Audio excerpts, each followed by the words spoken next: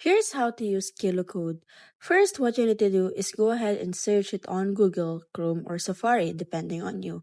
And then click on the first website that you will see. And then you will be redirected on this page. Now, what you need to do is to click on the three-line button that you can see at the right side. If you have an account, go ahead and click on the sign-in options.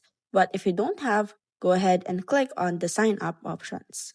So let's say, for example, we are going to create an account. Click on the sign up options. And then you will see there are two choices. Are you going to sign in using your Google or your GitHub account?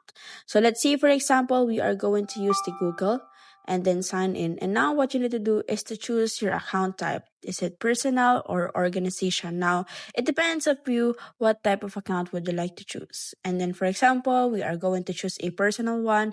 So for you to be able to completely use the KiloCode, what you need to do is to top up first or get a premium account. Or you can just go ahead and redeem promotional codes. As you can see, as you scroll down, you will now see your API key and copy it and use it from the different codes that you are going to do.